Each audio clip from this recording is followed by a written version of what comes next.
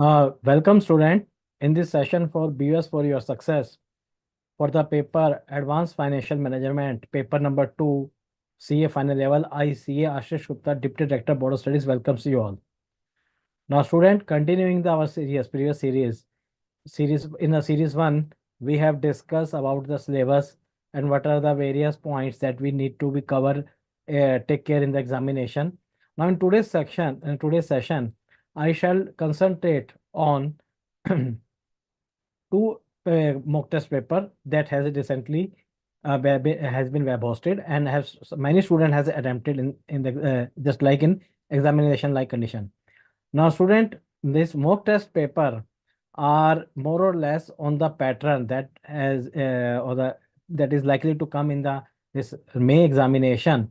So my request to you, please, student, please you consider the same almost the same pattern will be followed in the examination, so you can revise your strategy accordingly. Now, students, this question paper is of as usual. It is of 100 marks.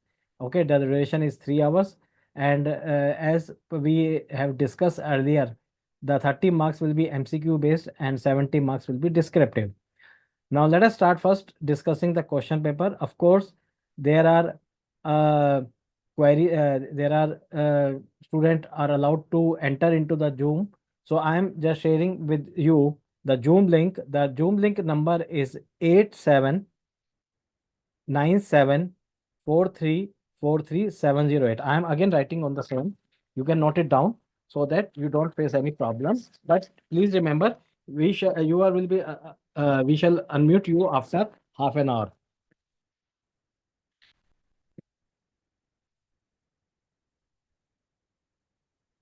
The number is 8797434370.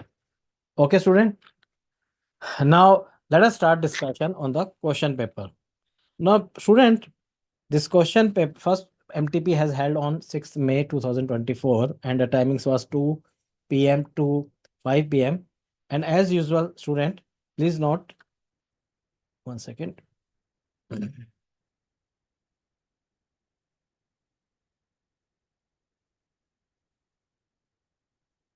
This part is consist of two parts, part 1, part 2.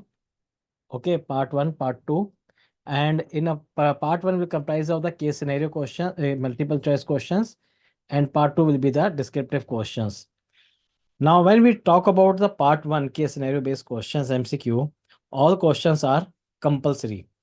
Okay, you cannot skip any question. There are no choices. Okay, so let us start discussing. First, let us see the first case. Okay, now when we talk about the first case scenario, out of which the questions have been generated. Now, this is basically a mutual fund based question. Okay, in this question, see, student, please see 1 second.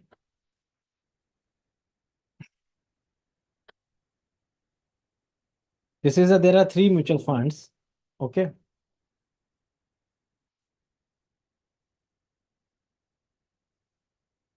Take three mutual funds as per the following details.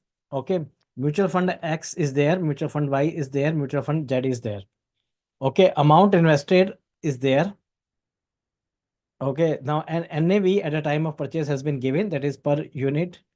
Okay. Dividend received up to this is 9,000, 0 and 6,000.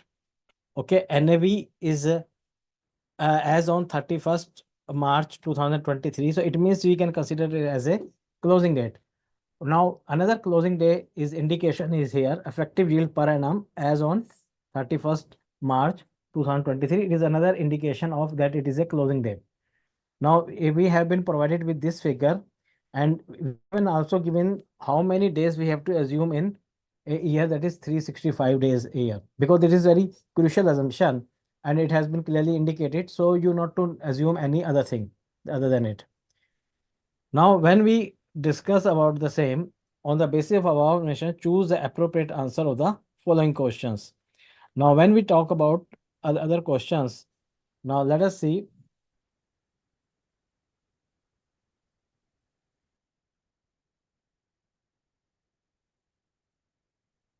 Total NAV of a mutual fund Y as on 31st March 2023 would approximately. Now, student, generally you will notice that in MCQ, we have used the word approximately. Approximately means there may be some variation in your answer. However, if the choice is nearby to your answer, you can mark it accordingly because slight difference is quite possible in case of due to rounding of differences. Now here, first it says NAV of the mutual fund as on 31st March 2023. Let me just, for this, first of all, we shall compute how many units we shall purchase. So our answer, now let us see, just quickly solve it. See student, here when we talk about MCQs, very important to note that although you are required to mark only option in your OMR sheet, but please do remember that you will have need to carry out working for the same in a rough work. In a you can do one thing at the end of the your answer book, you just mark rough work and carry out rough working. Of course, in fact, in question paper sometime, if you have been provided separate question paper for MCQ, which you are not allowed to carry with you, then there are even enough spaces there. Okay, if it is not allowed to you to carry out of the examination hall, then there is enough space is there. Otherwise, best option is that don't fall into any controversy. You just in the end of the answer book, just mark rough work and attempt the questions. Now there, when you attempt rough work and then just carry out the rough working, just please remember it is working only rough working because the marking will be based on your OMR your marking. Okay, so now let us see what are our answer. What is our answer? Now here we have invested in, since we have invested 8 lakhs. Okay, our per unit NAV at the time of purchase this.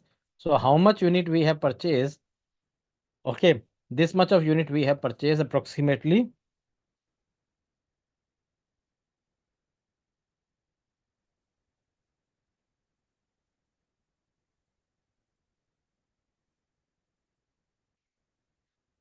Okay, now sorry.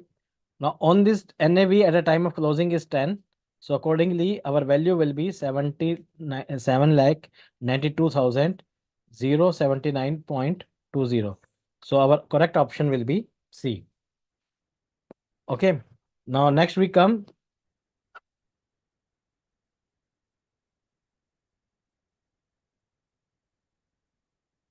Now we come to the next question. Now here it says total yield of mutual fund X in terms of rupees. Now we have been provided in the basis of the yield on the percentage basis. Okay, we have to compute it basis on the basis of a yield. Now here student, the best method, of course, we have been given the yield, but there will be slight confusion that for how many number of days we have hold the investment, because effective yield per annum is basically where it is basically for per annum. Okay, it may be possible that our period of holding may not be the same per annum, that is 12 months. We may have less than it, or we may have holding more than it. It hardly matters. So what we do, we simply calculate it by, sorry,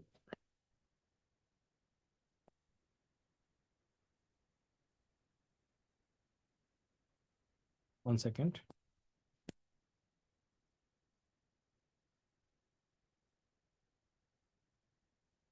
Now generally what again we have can say gain on NAV.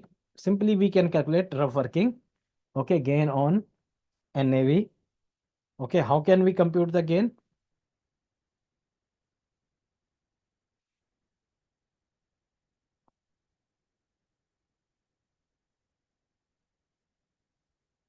Now here our NAV at the time of purchase is 10.30.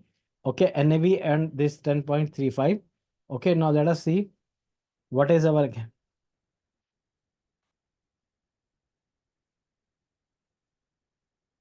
Okay,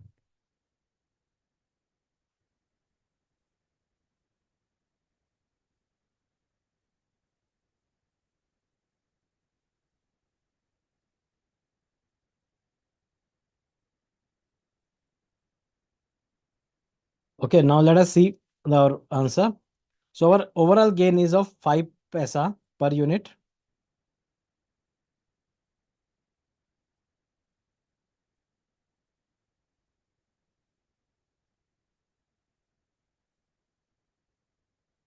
Okay. Now, how many units we have purchased? Of course, we can compute the same. Our investment was of 4 lakh. Okay. At the time of this, it was this. So this was gain on NAV. Okay. So our gain is basically 1941.73. Now, student, please remember this working is can be kind of a scribbling. You know, to present, do working very presentable manner. You can do working as per your own convenience.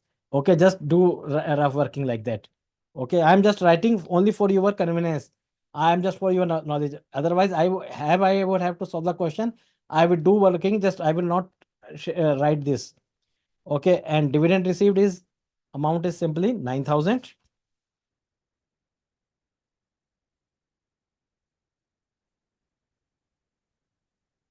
Okay, plus 9,000. Okay, so my overall gain is 10,941.73. Okay, so my correct option is A. Okay, student. Now I am coming to next. Number of the days for which X is would be approximately. Now here my computation, this will help me. Okay, because now I have been provided with the effective yield, that is per annum base. Okay, that is more important. Effective yield per annum base. Okay, and it is basically 9.66. So on that basis, I can compute for how many days investment will be held. So simply I can use the formula.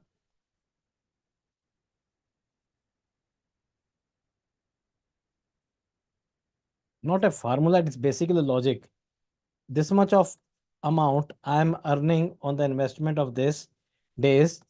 Okay, 365 upon let T be the number of days into 100, because is equal to 9.66. Why I have used this equation? See, let me compute, show you. First we compute the D. Okay, the D will be approximately. So we can say our correct option is C. Now, student, the apprehension in your mind may be why we have used this type of equation. Now, student, why we have used the equation? Now let us see. See, students, suppose if we have been asked to calculate the effective yield per annum, okay, then how would have been calculated? Because in this case, we have been given the holding period. We have been given the holding period and we have been asked to calculate the effective yield period. So in that case, we have been used this formula 10,941.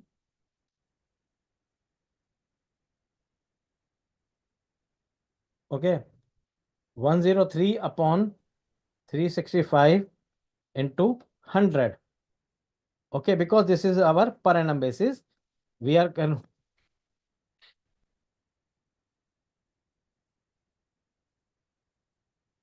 oh, sorry, my mistake. It will be this 365 103. So if we calculate this figure, it will become approximately 966.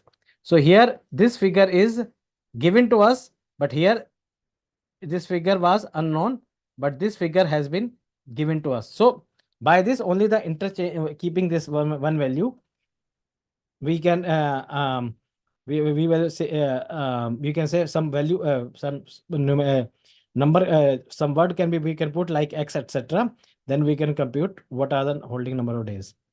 Okay, now next we discuss the number of days for which mutual fund Y is would be held. Similarly, here when we have seen how we have calculated, now let us see number of days for which Y have been held. As I told you, same method modus operandi will be used here. Here by negative, it is negative. Now student you will say, array, it is a negative figure. Now let us see how we can compute this negative figure. There is no need to worry. Okay, again, our first step is to calculate the number of units that we have been purchased by us. So of course our investment is 8 lakh. Okay, now, and our per unit NAV is 10.10.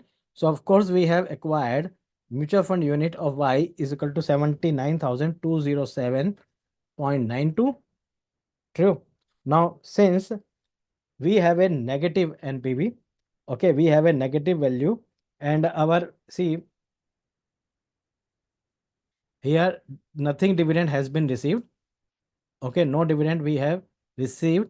Okay, and overall our value is negative. Now let us see how we can compute the same.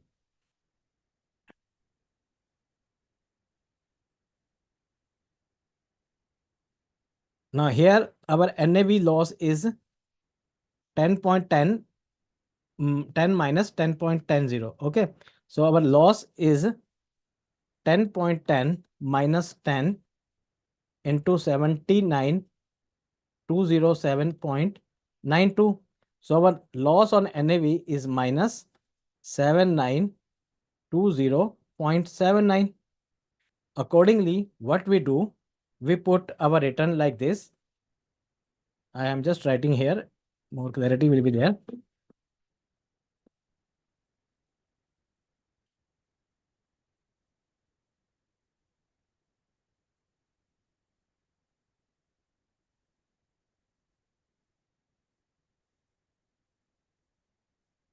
Okay, 8 lakhs into 365 days as usual in day D and is equal to 100. Now when we solve, compute this value D, the answer would be 31 days approximately. Okay, so our correct answer will be A. Okay, student. So with this, I hope now it has been clear to you how we can compute this number of days with this simple. So it is simply, you can see the benefit with the MCQ is that you know to present the answer stepwise, and you can do a working in a rough working type of situation. So certainly your lot of time is saved. Okay, but if you are clear about the concept, of course you will not face any problem. And moreover, MCQ offer you one more additional advantage. It confirms you that your answer is correct, because out of 4 options, one option approximately will be near to your answer. So this is a benefit of the MCQ to score the good marks. Now I am coming to the case scenario 2. Here it is relating to the convertible debenture, that is the topic of the security valuation. Okay, ABC Limited is planning to expand its business and therefore raising funds by issuing convertible bonds of rupees 10 crore. Okay, this is one information. An investor, Mr. X, is interested to invest in the bonds of ABC Limited. Mr. X has the following data related to the convertible debenture. Now face value has been given to us. Coupon rate 12%. Please remember, student, one common mistake I have observed sometime among the students, that sometimes they calculate the interest payment on bond price. So please remember, the interest payment will always be calculated on the face value. It will never be calculated on the bond price. Number of shares per bond. Number of shares per bond means these are shares will be, since it is a convertible, so the investor has the option to get converted debentures into 20 equivalent to 20 equity shares. Now next is market price of the share. Market price of the share that will be converted is equal to per share is 12 rupees. Straight value of a bond, that is straight value of bond means 235 means. Now student, sometime a confusion may come to the mind of the student. What is straight value? Now student, straight value is basically, we can say it is a kind of a discounted value or the present value of the stream of cash inflows likely to generate from the holding the debenture. Straight value means, suppose why it is, because straight value is basically based on your YTM. Now at the YTM, when we discount the inflows of the cash in inflow stream, then we get the straight value of the debenture. So basically we can say an straight value means the justified price, or we can say intrinsic value of a debenture. Okay, intrinsic value of a debenture, because at the particular YTM, and it may actually, it may also likely to be changed. Now here, student, if I ask you very simple question, now I ask you very simple question, in the given scenario, whether the YTM is greater than coupon rate or less than coupon rate. Okay, just think for a half minute, then please let me know.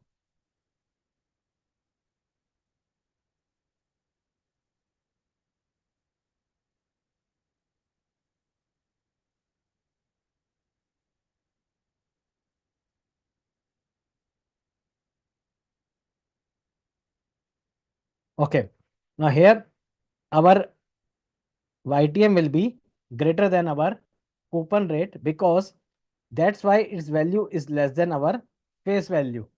Okay, if our YTM is lesser than our coupon rate, then of course our value will be at a premium. Okay, our value will be at the premium.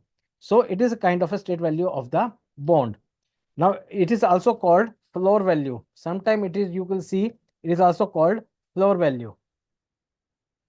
Now market price of the convertible bond. Now when you go to the market, so you will see, if I hold the debenture for the only for the purpose of getting the coupon payment and getting the redemption after a certain period of time, 5 year of maturity, my value is justified is 235. But however, is today's market price is 265, and that's why you can see it is something kind of a premium. Now it that will be reflected in our questions. Market price of the convertible debenture is 265. So market maturity is 5 year. Okay, market maturity is 5 year. So we can see the overall data we have been provided with relating to convertible debenture. Now we start answering the question. You being an expert, expert to the of the matter, are required to answer this. Sorry, I think this has been typical error. These questions. Select the most appropriate alternative. Uh, Alternatives. Okay, now the percentage of the downside risk of the approximately. Now, what is downside risk?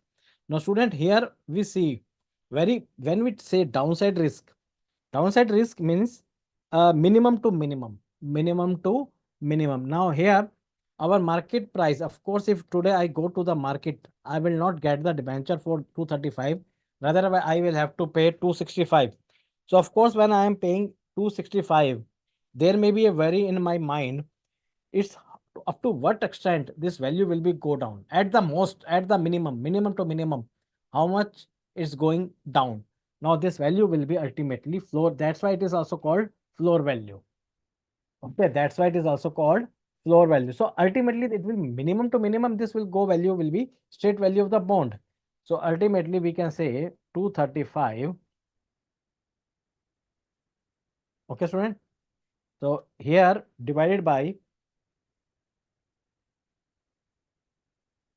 okay, into 100, the value comes 12.77. So our correct answer is D. Okay, student. Now I am coming to next question.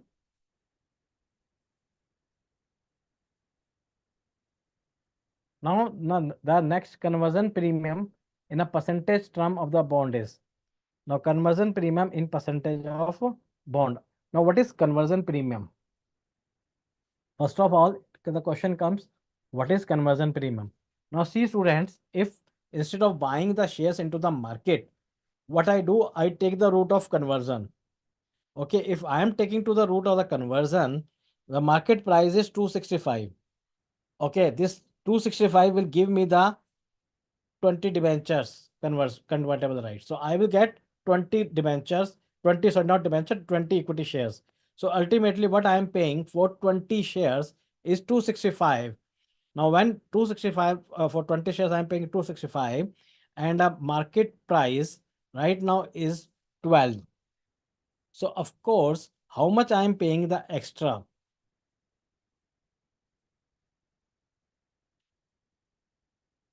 265 minus 20 shares I am of rupees 12 each, I am paying this much of amount. So ultimately, how much I am paying?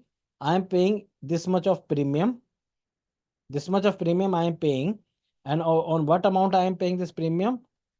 For 240 into 100. So it comes 10.242%.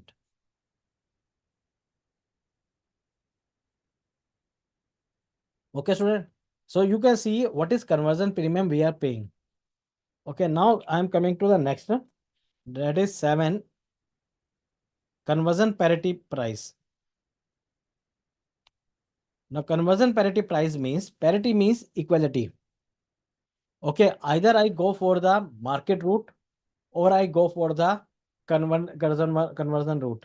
The price at which I will be indifferent.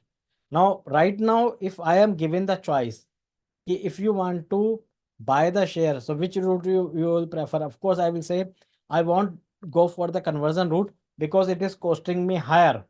I will go for the equity market. Why I am doing? If I am doing the conversion, that is only out of compulsion that the shares may not be available in the market. That may be the only reason. But if I will given the choice, of course, I will go for the direct market route. Now, if I will given now, if I am asked at what price you will be opt either of the two option, then of course I will be have to determine the price at which I will be indifferent. We can say I am the indifferent to the either of the route. This will be simply computed by 265 divided by 20. It comes rupees 13.25.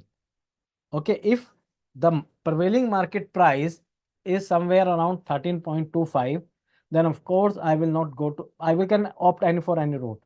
Okay, either I will go for the market or I will take a conversion route. Both will be cost to me same. So correct option is C. Now I am coming to the next question, question number 8. If he wants a yield of 15%, the maximum price he should be ready to price for is this. Now, suppose if he says, I want a 15% maximum yield. So how much I may pay for the price? Now here he will compute. Now we can say it is kind of a YTM. Okay, somewhat it is kind of a YTM. So how much price I have to pay? So here my duration is 5 year. Okay, of course, I will get this much of coupon. Coupon is likely to be fixed. There is no will be change. Okay, it is already given. So the coupon, my per year interest payment will be 30. So what I do, I simply discount the cash inflows at the YTM rate. I will get the maximum price I will ready to pay. So accordingly, I simply calculate 1 plus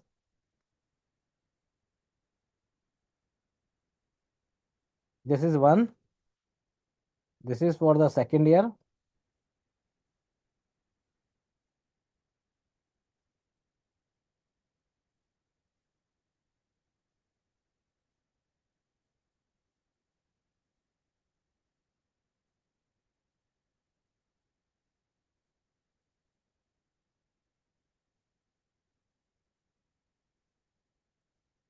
In the terminal area, I am my bond value as well as interest will be come back to me.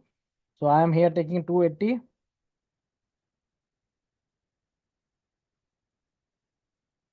Okay, I will compute it. So the value will come somewhere 26.08. Student, please note that even if you do your own calculator, you know to completely write this. I am just writing for your convenience. Even if you do working on your calculator, that will be suffice. But please be careful because even a wrong punching or wrong finger press can lead to your wrong answer.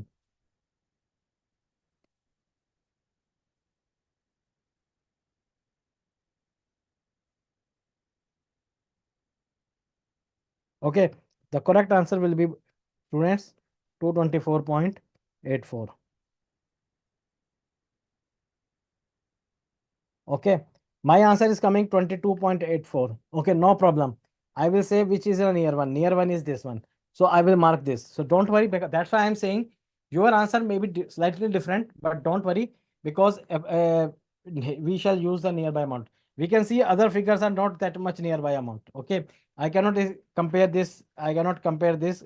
So it is nearby. So I am saying the marking answer 8B. Okay, student. Ashish ji, Yes, sir. Good morning, sir. Good morning, sir. Good morning, sir.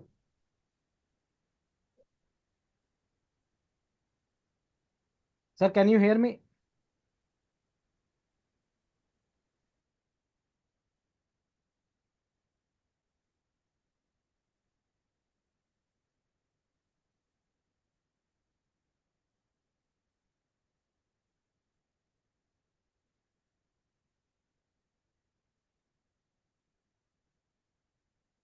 Okay, student. Now I am coming to the case scenario 3. Now this case scenario 3 is little bit, we can say it is kind of a will test your analytical type of a ability. Okay, you have to read each and every line very carefully. Okay, let us read the case scenario 3. Just quickly read the same.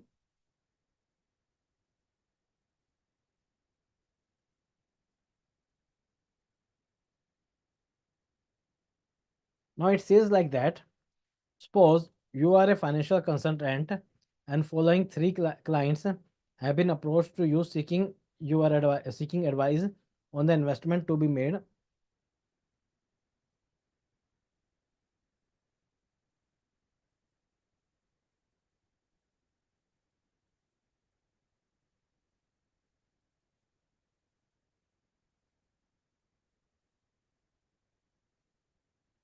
Tech team, am I audible? Because there is some messages flashed on my screen. Okay, okay, okay, okay.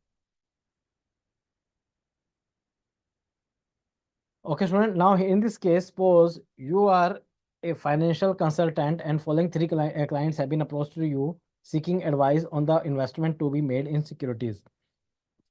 All these clients have different backgrounds and risk appetite. Very, very important.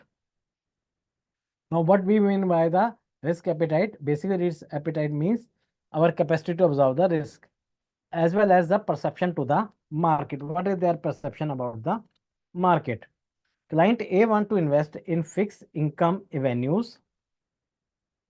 Okay, therefore, he is looking at the credit rating of securities as well as financial ratios such as interest coverage, earning power, the general perspective of the industry. Okay, so basically we can see he is in more interested in a fixed income. Generally, fixed income persons are quite, they are, we can say they are risk averse investor. Okay, now another is client B wants to earn a fixed income over a period of time by holding the security till its maturity. Okay, he's also uh, income client also wants the income fixed income security, and rather he's saying ki I will hold till the maturity. So we can say it is kind of a passive investor. You can say buy and hold for some time. They normally forget the same. Okay. Now next is our client C want to earn more by taking more. Want to earn more by taking risk. So he is a risk. We can say seeker investor. Therefore, he is more interested to invest in the stocks. He believes that price reflects all the information and found in the record of the past prices and volume.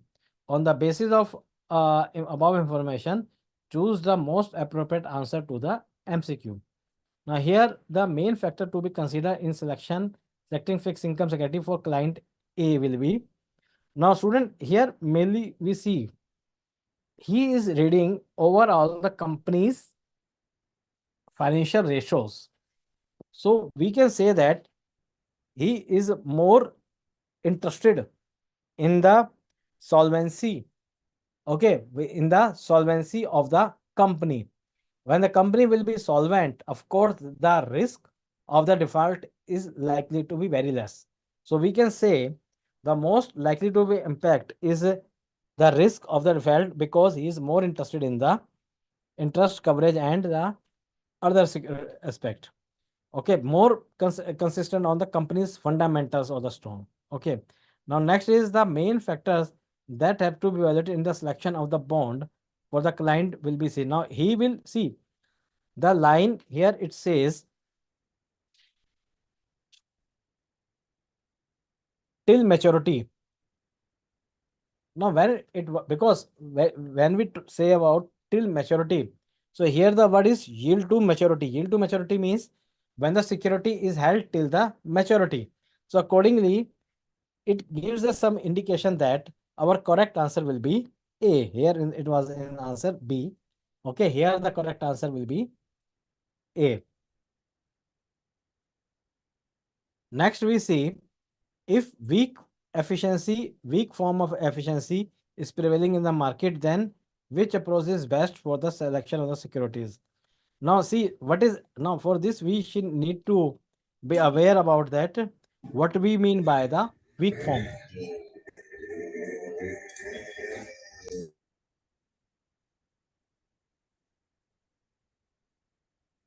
Okay, what we mean by the weak form.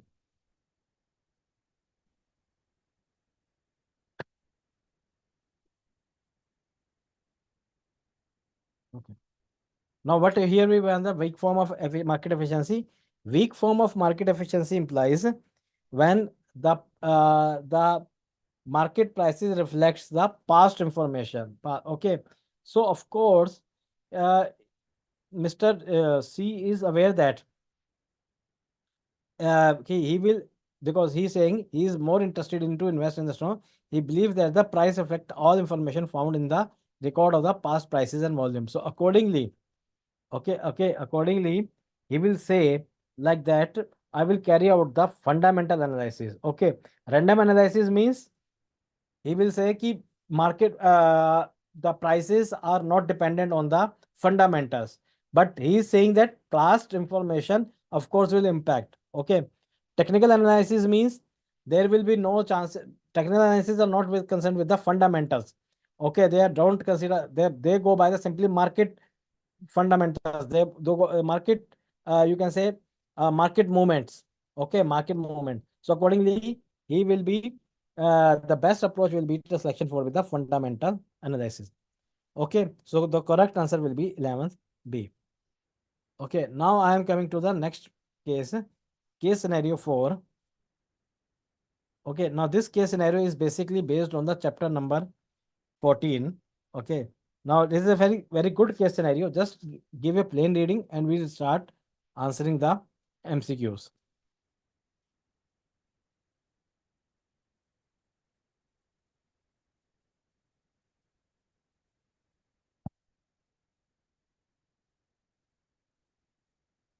It says like that AES Limited wants to acquire DNF Limited and has offered a swap ratio of 1:2, 0.5 share for every 1 share of DNF Limited.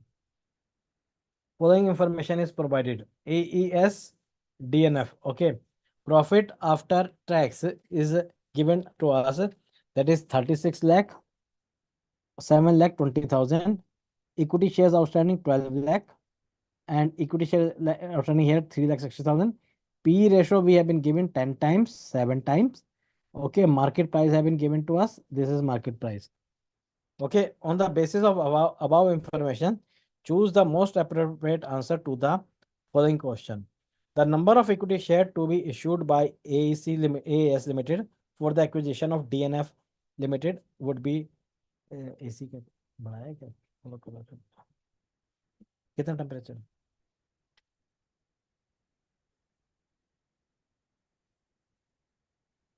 Okay, now simply here, very simple part, since 0.5 shares of the one for 1 share of DNF will be issued and our holding is 3,60,000. So number of shares that will be issued 3,60,000 and 2.5. Accordingly, 1,80,000 share will be issued. So our correct answer will be D. Here it will not take your much time. Now next is EPS of AES Limited after the acquisition. Of course, after the acquisition, the profit after tax of both the companies will be become to the merge and belong to merge entity. So okay, so the profit will be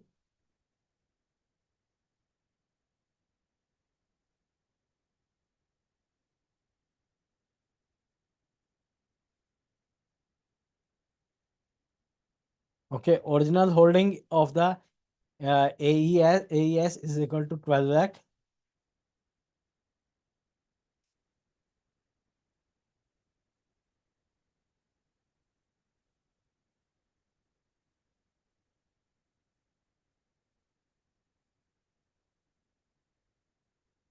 So accordingly, our answer will be this much. So our correct answer will be C.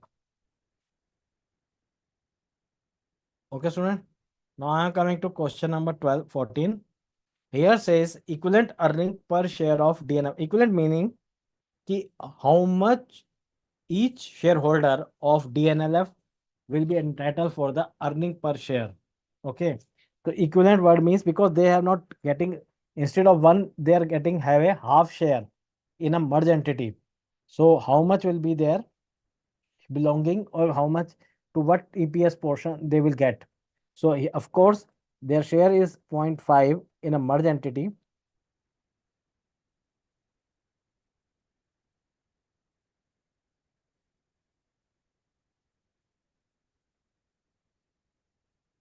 Okay, so our correct answer will be this much.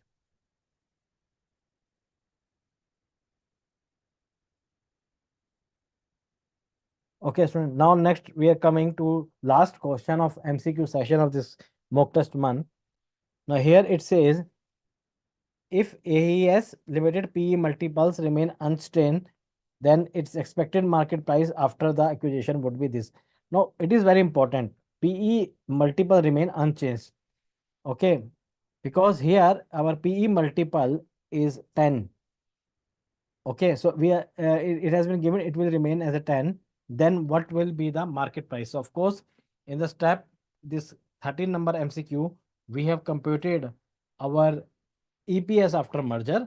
So our market price per share after the merger will be simply rupees 3.13 into PE multiple equal to 13.30.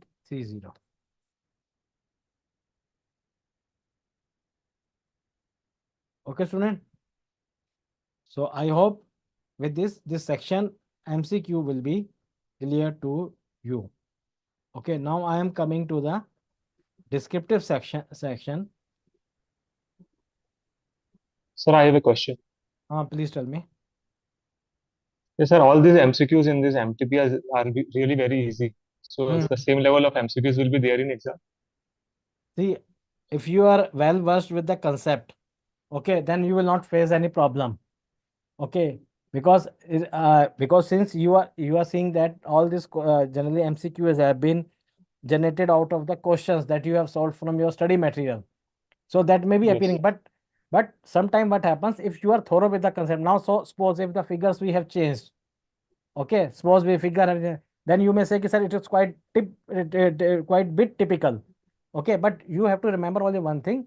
You have to see you should be thorough with the concept. Once you are thorough with the concept, see I have explained you whenever whatever answers I have been explained to you. You are saying we are applying only the conceptual knowledge.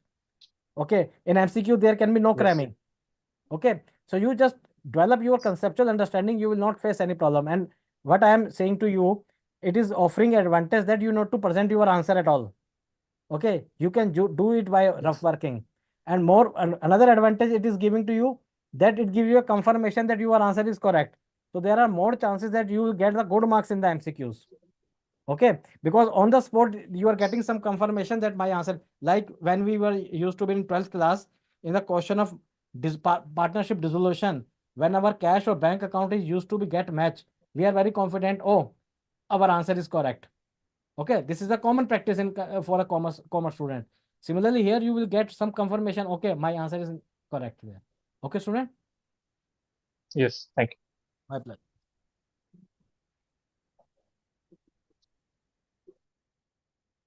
Now when we come to the descriptive part, student, please see here.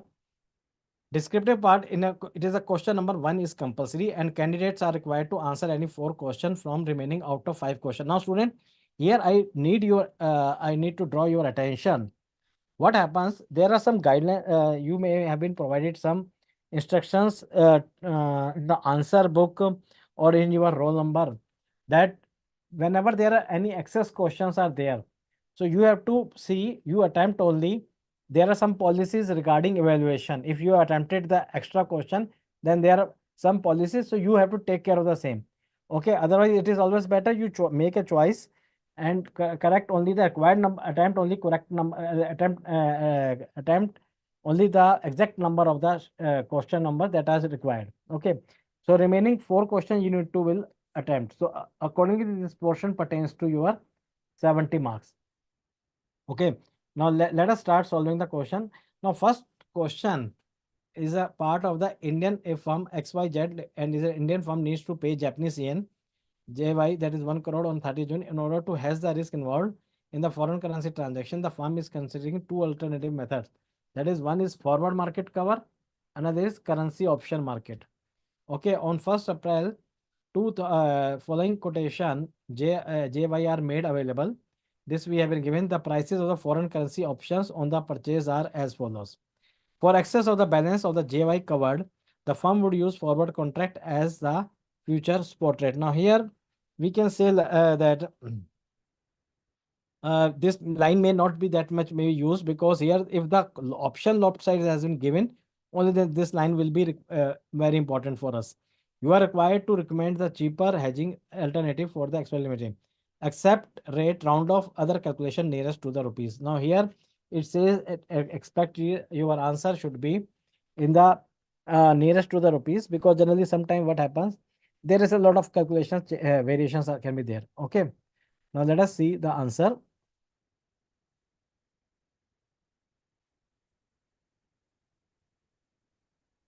Now, in this type of a question, very important thing comes what type, first of all, forward cover, you will not face any problem. Of course, see here, we have been given the rate. See, what is very important here? We have been given these rates as per, this is for the per INR. Okay, so this much of Japanese yen I have to surrender for per INR. This much of Japanese yen I will get if I surrender 1 INR Japanese yen. So accordingly, what I have to do, we have to find the 3-month forward rate. Okay, so this we can say this much of forward rate. So how much I will need to pay? Of course, 1.8726, and this is in the answer. This will have no problem for you.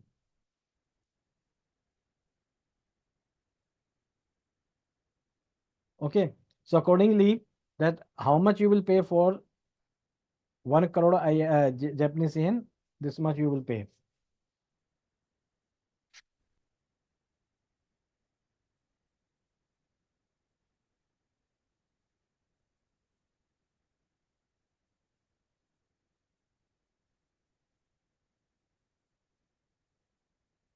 Now, when we talk about the put option, now in this type of a put option, very common problem among the students. They ask normally, sir, what type of a position we should take.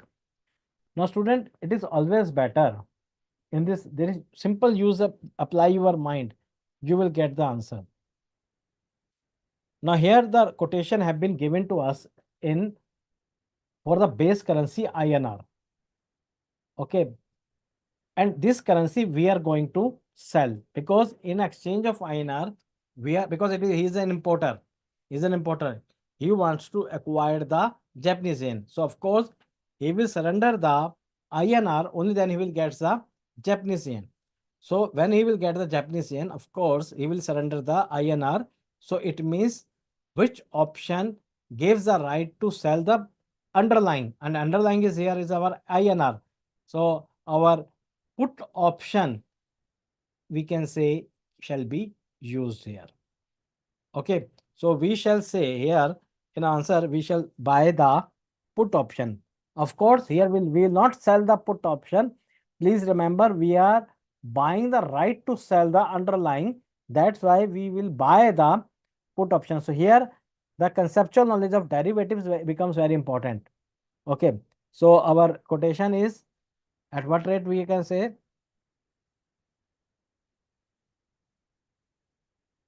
Our strike price is this and this much of our premium. Okay. Let us see the answer.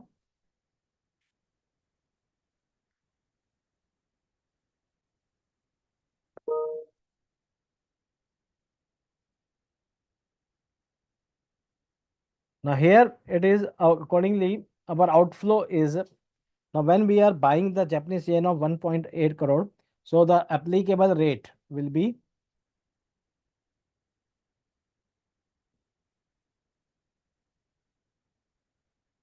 this much. Okay. So this much of we have to say.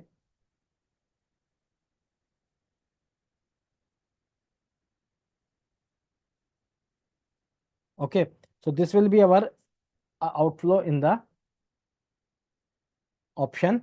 This will be our outflow in the option. That will be our this much of premium.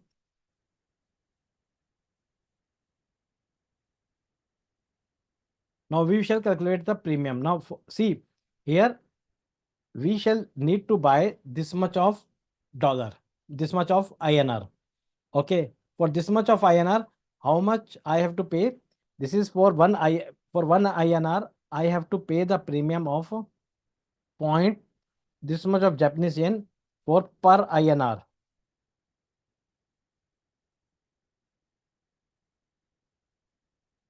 Okay, now this much of INR, this much of Japanese yen, I have to pay, but I will pay in a INR and that I will pay to in the spot market. And for the spot market, one Japanese yen is equal to 1 divided by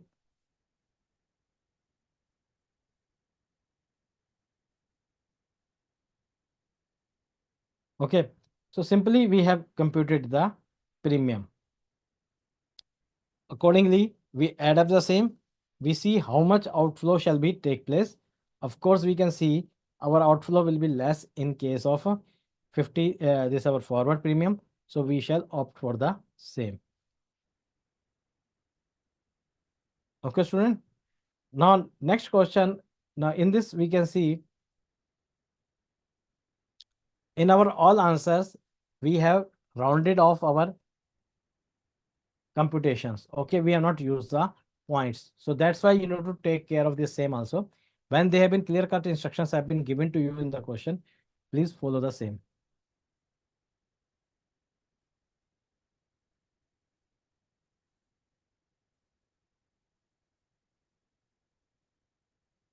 Now, this is a very simple question because here in this question, there is a simple application of, we can say, a simple application of the CAPM model. Okay, because we have to compute the expected return and we have been given the market, portfolio. Okay, market return and accordingly. So there is nothing much in this question. We shall use the compute the expected returns for the each security, required return and expected return. So we have been given, see this required rate of return is basically due to on the basis of the our beta. Okay, so based on the beta, this much return we require. However, our expected return have been provided to us separately. This much of this we have used on other estimates there.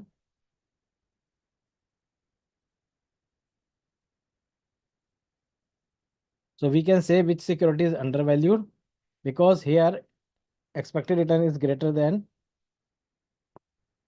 20%. We should buy it. Indifferent, correctly valued. We can continue to hold it. Here it is less than, sorry. Okay, we should buy the same. Okay, student. Now next question comes of the unicorn. Basically, this is a very simple theoretical question. Now, student, in this question, there is common mistake I have observed after some mock test I've seen. that normally their students are confusing it with the conditions for the startup by Government of India. So please remember, don't mix up the same and don't confuse. There are separate conditions have been provided for the unicorn. Now coming to the question number 2. Now student, for question number 2, there is some calculation was missing, error was there. Here 0.502 we have to take. Okay. So, but mistakenly we have considered the same value. Accordingly, we have come out with a corrigendum. Okay, and this corrigendum has already been hosted. So you can refer the same. And this question is basically based on your international financial management. That is chapter number 11. And here we can see there are two approaches. One is home currency, another is a foreign currency. When we talk about the home currency, of course, we convert our uh, cash flows that is accrued in the foreign currency into the home currency, and we use the home discount rate. When we talk about the foreign currency, we let remain the foreign currency cash flows as it is there, but we adjust our discounting home currency discount rate using making it the foreign currency discounting rate, and we will use simply discounting factor, simple capital busting type of a decision. Okay. We shall use the present value factor that has been given and that value has been given. Okay, now students, please see, when we have provided with the present value factors, so we have to use the same. Okay, we have to use the same. We cannot do lesser it and not decimal point more than it. Okay, it is very important. So accordingly, we have computed the same. Okay, and we will see nearby our answer will be the same in a both option except minor rounding of difference. Okay, student. Now, so since NPV is a positive, so a project will be worth investment. Now, next we are coming to the question number second B. It is a very simple question, and that is question based on your study material question where we have been divided with the current dividend D0. Okay, when it has been clearly mentioned D0. Now, students, sometimes there is a doubt among the minds of a student whether how we treat. Now, here we D0 has been mentioned, there is no problem. Generally, what happens? Current word generally implies about the dividend that has been paid. Now, if suppose it has not been mentioned, okay, but it rather it has been mentioned expected dividend. So of course it will be considered as D1. But doubt remains comes in the mind when simple dividend figure has been given. Okay. Now, student, in this regard, please don't get confused. You can use it either way. You can consider it either way. You can consider it as a D0 or D1. In a both case, you will be awarded the marks because simple dividend word does not imply anything. Okay, student. So in this type of a question, don't get confused. Please don't get confused at all, and you can mark any. But here, when there is a clarity, please don't make your own assumption. Now here you have to calculate the present value of stock, and of course our present value of the stock will be simply we shall use the growth model. Okay, simple we shall use the growth model and we will get the answer.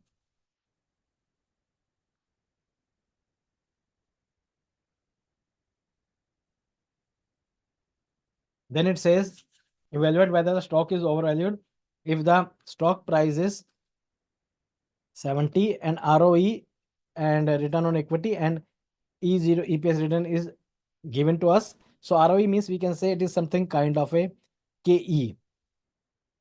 Okay, we can consider it as a KE and we can compute whether actually it deserve uh, whether we can say we can say whether we can use it as a kind of a multiple. Okay, multiple, and then we compute the market price that is justified. Okay, actual market price is 70 but justified market price is 25.04. So we need to hold the share. And when we are applying the growth model, so actual market price return on equity is there. We shall consider it as a KE. Okay, growth rate is 4% is there. EPS this 4.5 and we shall compute the market. So we can see since actual price is lower than hence it is slightly undervalued. Okay, so we can see there is a quite difference between the valuation and that's why sometimes it is said that the valuation is a perception kind of a thing. Now, this is next question is a kind of a theoretical question. It's a very simple question. The point, this is about the sustainable growth rate. Now, when we come to the third question, now third question, student, is basically a portfolio management question. And there is a series of calculation is required, or somewhere we have to use the formula, because here it is a covariance kind table has been given to you. So this value is basically we can consider as a variance of the respective security. Okay, so there will be, first of all, we will not face any problem in computing the standard deviation. So whatever formula we can studied in the study material, they can be simply used to compute the values. Now, next part is for B is basically there are two questions. We have to attempt either this or this, never attempt both questions. The tokenization resembles to some extent resembles to the securitization. Explain that. See, tokenization means when we give allot some, we can issue some time of electronic, you can say number or any electronic kind of a valid type of a instrument, valid type of a, we can say, exactly not getting the term. Well, just like Paytm wallet, etc. We kind some electronic number, or we can say it's not kind of just you can suggest me any if you have something coming. It is kind of electronic coin type of, not coin, like central bank digital currency. So it is kind of a some app, so we can say, or app, because I am quite not that much high tech in the technology.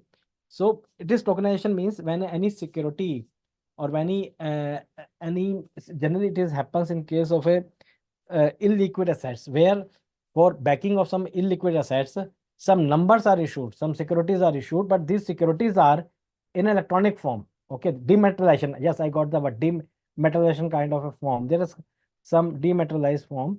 So where this is called tokenization. Now, next part is next question is securitization of the securities.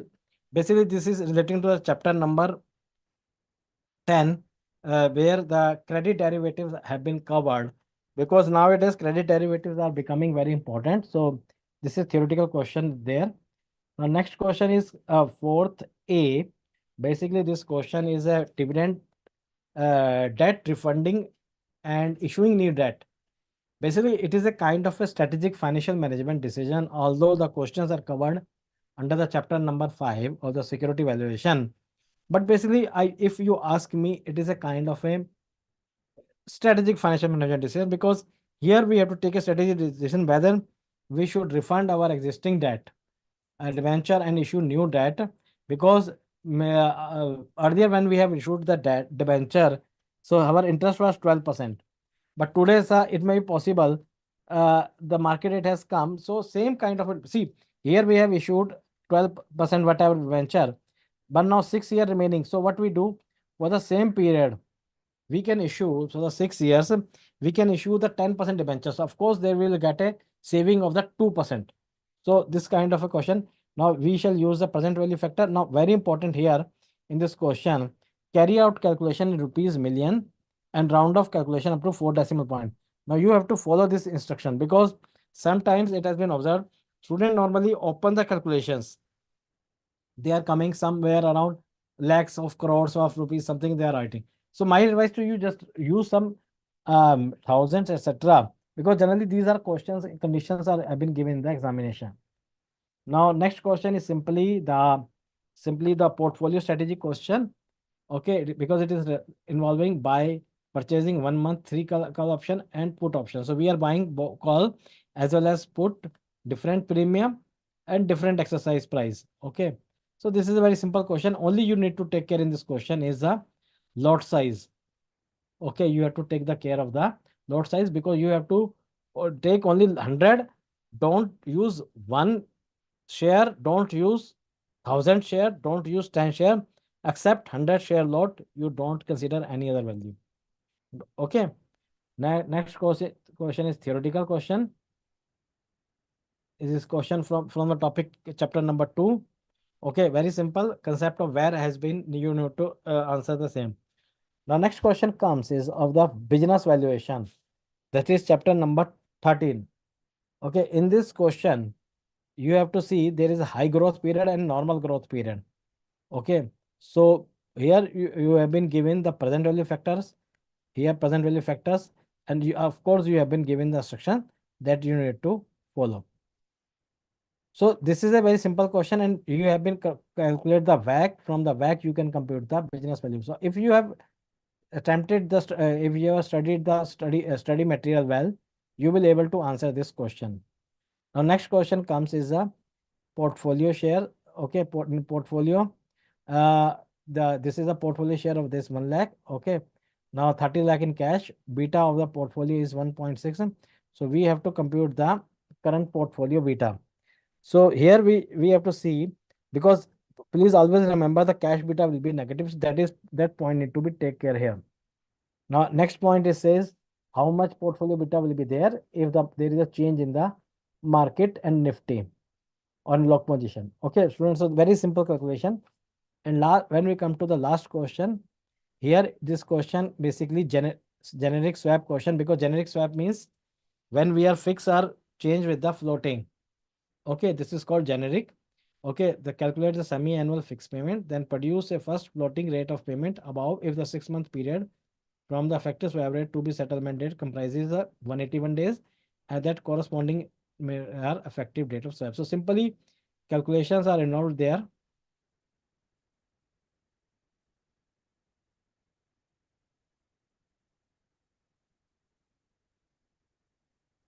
Okay, notional principal all in cost is 40,000. Okay, now when we talk about the first floating payment, so of course first floating payment will be at the floating rate. Here we shall take 181 days. Accordingly, this will be the 360, and accordingly we calculate the payment. So there will net amount exchange will be this minus this, or this minus this. So we have considered both figures.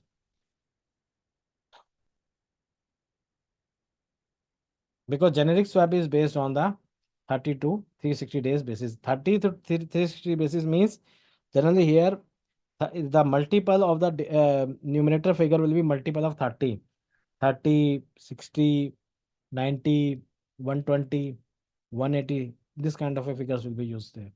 This is a kind of a, we can say it is a kind of a conventions that are followed in the money market. Okay, student. Now we are coming to the second last is a question. Last question. This is basically question chapter number 3 question. Capital busting with risk. Here the question is very simple, because we have been provided with the initial cash flows. Of course, we have been provided with initial cash flows, but of course we have been given the current treasury. So this will be our, we shall consider it as a risk-free rate of return. Okay, now we shall convert these values in the certain cash flows, and we shall use the discounting. So of course, we have been given discounted factors here. So these are clear-cut indication that no other rate we have to use. We have to. So ultimately, we see the answer, hint of the answer is in the question itself. Recommend which project we accept. Suppose if the risk-adjusted discount rate is to be used for the evaluation, which project we will use for the. So now this type of a line is a kind of a evaluation. They normally test your evaluation. Since now here it is very important line. Since certainty equivalent coefficient variation of the project is 2, which is lower than the project n, M is the riskier, as higher of the riskier project, the lower will be the C factor. Thus, risk adjusted discount rate against M would be analyzed at a. So simple, it is a logic. Okay. M is a riskier than project M, as a higher the risk in riskiness of cash, the lower will be the C factor, and thus the if the risk adjusted discount rate, the project M would be analyzed will be at a higher, because it has a more risk. Okay, certainty. Okay. Okay, student. So with this, we come to the end of the this MTP1. Now I am coming to MTP2. I'm starting with, I'm not repeating the conditions that were earlier discussed. I am coming quickly. I am coming to case scenario 1. Okay, student, please read the case scenario 1. Then we start attempting the questions.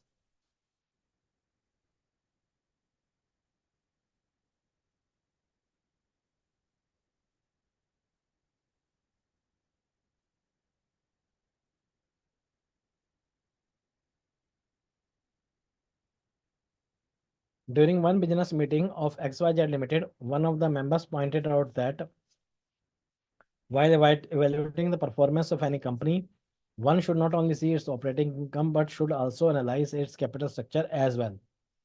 Weighted average cost of capital changes on the basis of capital structure, keeping all other factors remain unchanged. He presented the data relating to the three companies, Alpha, Beta, and Gamma, whose operating income are equal, but their capital structure is different. Okay, the following information relating to the three companies have been given.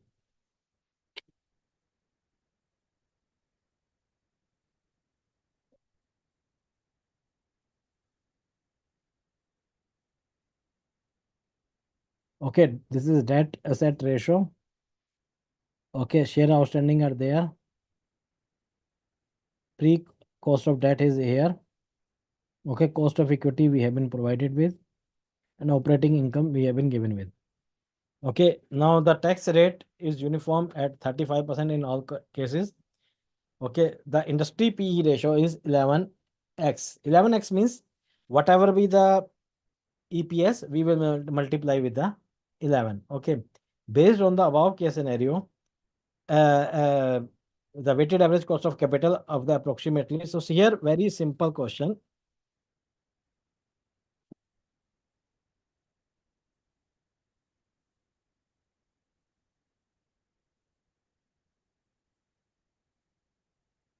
Here the test of the weighted average calculation will be tested. So I'm not going on the answering that you can do simply. There will be no there is no hand. Just simply we can say, or we can I just calculate that because we have been provided with the debt asset ratio. Okay, so here we can see, or I will. Okay, you can simply compute this. The correct answer is A. Or if you want, I can solve the question. Now, 0.8 into 16% into 1 minus 0.35 plus 0.20 into 26%. Let me try it because I have not got it solved it, so that there will be no scope for any doubt among the student.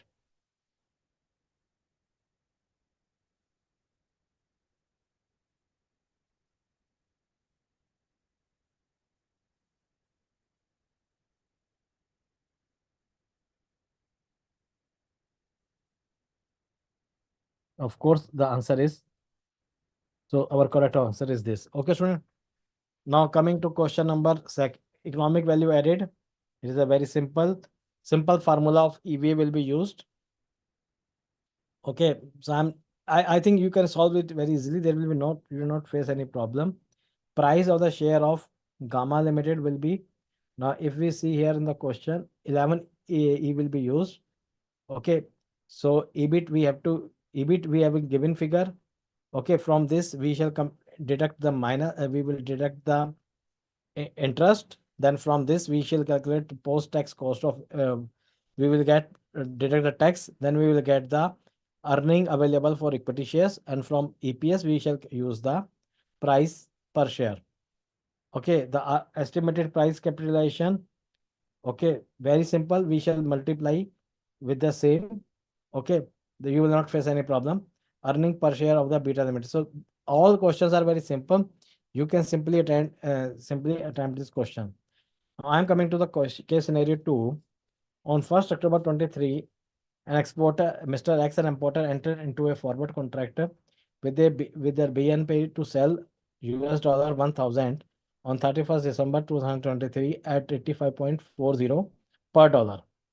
However, due to the request of the importer, X received the amount on the 28th November 2023. Mr. X requested the bank to take the delivery of remittance on this before due date. The interbanking rate on this was as follows. So spot rate have been given. Okay, 1 month premium has been given to us. So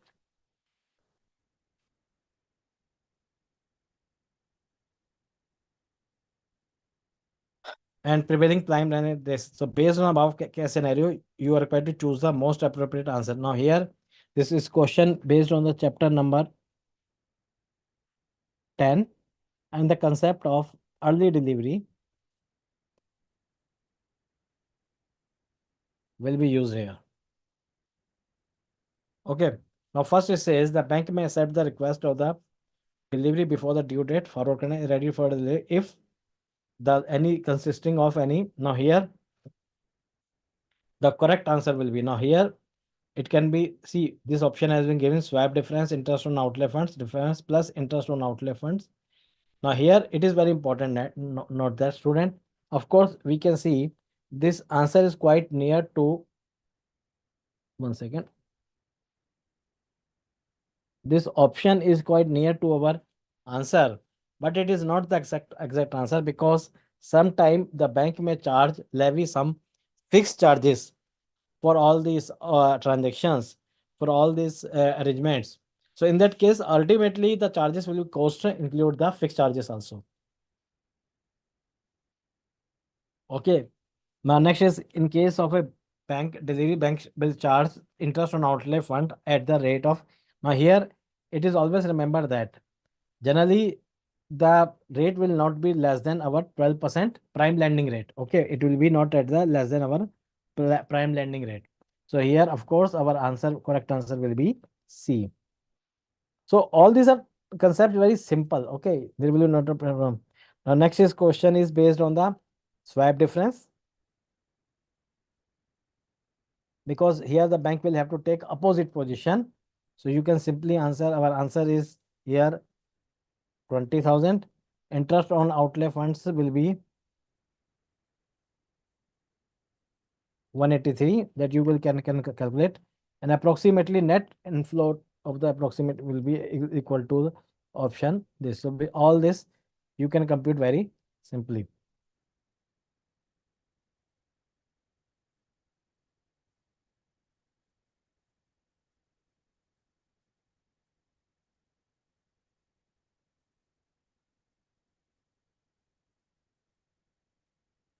Okay, student. Now we are coming to the case scenario number 3. This question is based on your chapter number 11. Okay, this is based on the concept of netting off. Now, what exactly netting off means? Generally, this is concept is used in the case of MNCs, which have a many MNCs worldwide. So, what happens when MNCs have a offices or the centers as a worldwide? There is a exchange among them. There is a transactions among them. Now, what happens if uh, they are not net off? See, what is mean net off? Say, if I have to pay you 100 rupees and you have to pay me 200 rupees. So netting off means you just pay me the 100 rupees, that it will be the net off. Now, similar, this concept is used. Why? Because if the net off is not used, then what will happen? There will be exchange loss, because all transactions will have to carry out, then there will be inflow outflow, or there will be a loss. So this table has been, matrix has been given. This is the paying affiliates, or this is in the receipt. So it's like here the uh, Germany has to pay to the France 80, UK has to pay France 120, and Italy has to pay. So ultimately 40, 360 has been again. Now here, when we start attempting the MCQs, you will see these are very simple answers are there, but just merely your common sense and you will get the answer. The treasurer of the US parent company is suggesting that by applying multilateral netting system, the company can solve a lot of transfer exchange costs. Of course, that I've discussed with you. The companies agreed with the treasurer proposal. From the above case scenario, choose the most appropriate answer for the following MCQ. Now, first MCQ is before applying the multilateral netting, it is necessary to bilateral nettings. First of all, what happens? Bilateral netting means between the two. So why? Because here, if I see a draw out a diagram,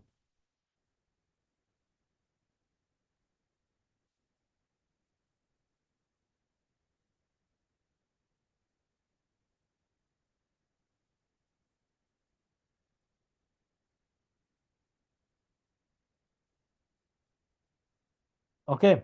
So of course we can see the Germany has to pay to the France, say 80. Okay.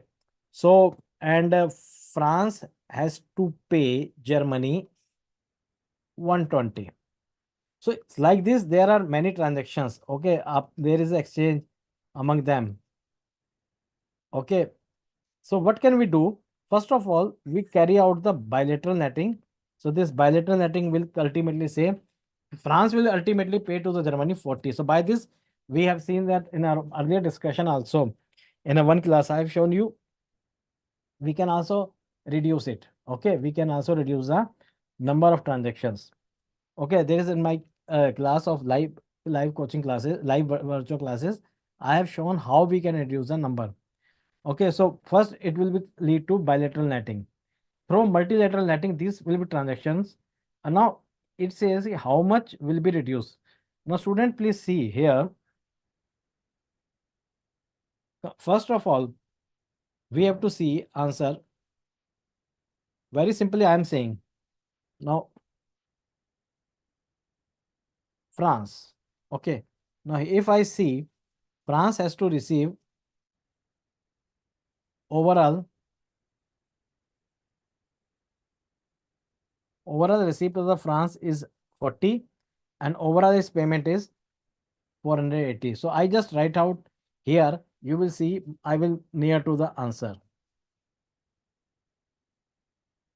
Similarly, Germany,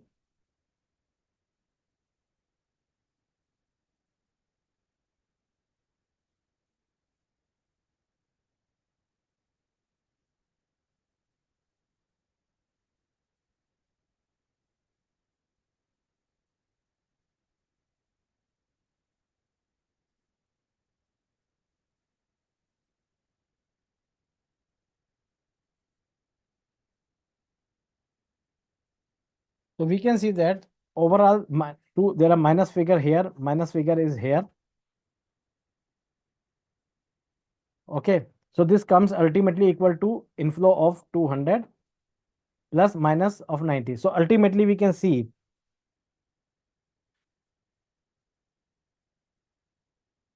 the figure will be reduced to, this is into 1000. So this will be the our correct. Simple, very simple. Just apply the logic, you will get the answer. You not to go into very much detail. Okay, now next we can say the net payment of the net asset after netting off shall be simply this much. Net payment.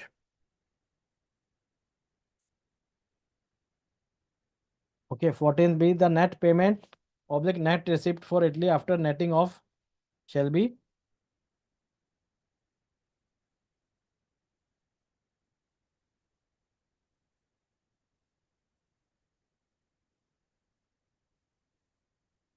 suppose if the transfer charges are 0.1% of the amount transferred, then by applying the netting, there will be reduction of in the overall cost by transfer by. Now here we see overall there will be movement of currency will be 1 lakh 1560,000. Okay, so this much of amount will transfer will take place. Okay, now our overall transfer will take place by 2 lakh. Here we have computed. So overall less reduction, less transfer will be. So if I compute is 0 by percent, it will be 136. So our correct answer will be this.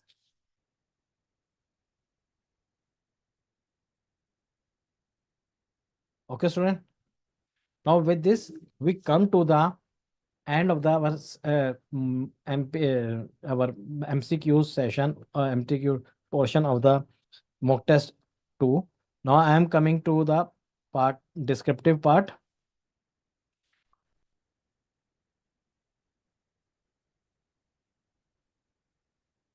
Now just read the question. It is a very question from our study material. Now just you read the question. There are many concepts that is attached with the option will be clear to you.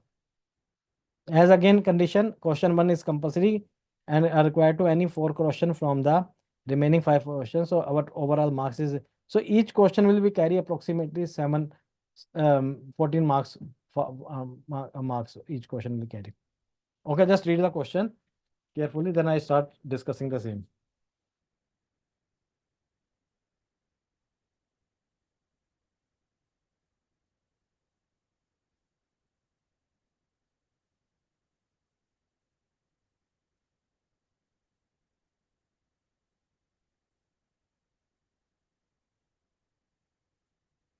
You as an investor has purchased a 4-month call option on equity shares of ABC Limited of rupees 10, of which the current market price is 616.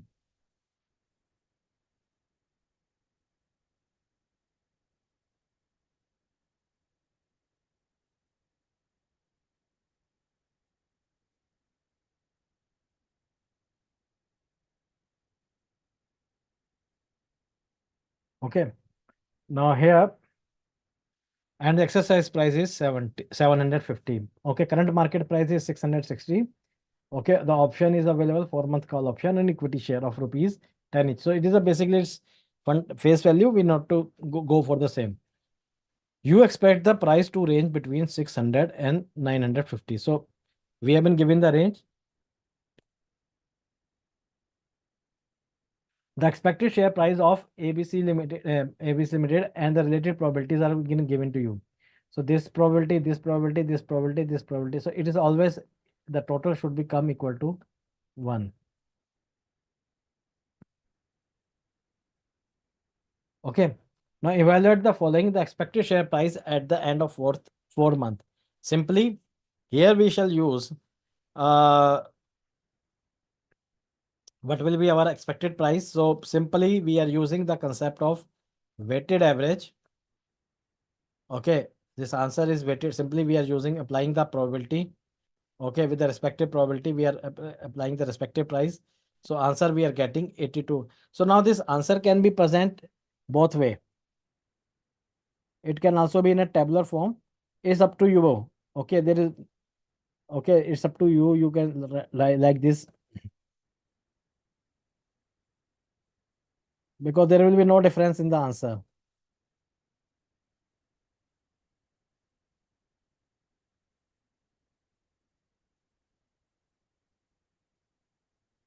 Okay, so you can write it anyway. Now next it says value of the call option at the end of 4 months if the exercise prevails. So now this is, if exercise price prevail means the our exercise provide is after 4 months of call option, this price will be prevailing at that time.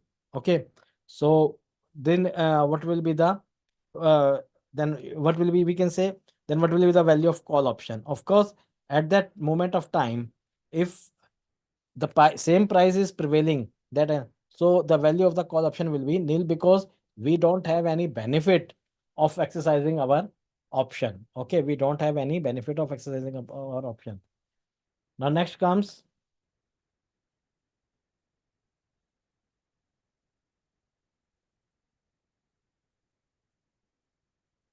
in case option is held till maturity, estimate the expected value of the, now if it is held till the uh, so now here in this case we shall compute the difference, we shall compute the value of call option.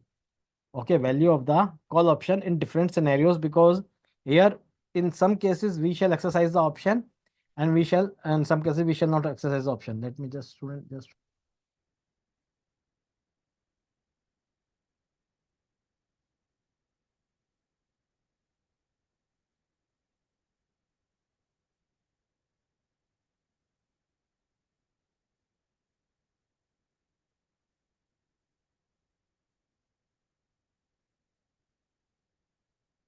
one this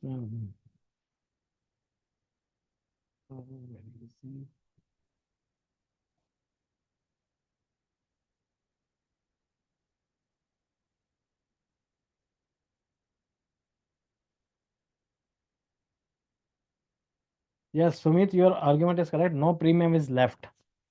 Okay, No premium. There will be no premium. In this case, 750 minus 750. Now, when we come to the subpart 3, if the option is at till maturity, the expected value of call option. Now, here it is very important in which scenario we shall exercise our option. Okay, the 600 is there, 700 is there, 800 is there, 900. Okay, now our exercise price is 750. So, of course, these two cases we are not going to exercise our option. Okay, so our value of call will be nil. We will not exercise our call. Okay, respective probability there. So our value will be this much. Yes, Sumit, you are right. It will be in the money only. You are right. We can say this OT, OTM, OTM, ITM, and this case is our ATM. Very good. Okay. So 50 into here the benefit will be 50. Of course, we shall carry out exercise our option 0.5. So we will multiply the same. Here it is ITM 900 is there 150 into 0.10 15 ITM 950 minus this. So 200 is benefit there. So overall the value will be 70. So okay student. So we are coming to this is our first part of the first question of the first part. Now we are coming to the second part. Share of Beta Limited is being quoted in price at a price earning ratio of 10 times. In the coming year of the expected to retain 10 per share, which is 45%, is this. Now here it is expected, what is giving clear indication that the factor will be 1. Okay, D1, E1, whatever we will use, this will be the expected figure. Okay. Now here our earning per share has not been given directly, rather it has been giving in an indirect manner. Okay, you are required to evaluate the cost of equity to the company if the market expected growth rate of 10%. If anticipated growth rate is 12% per annum, calculate the indicative price of with the same cost of capital.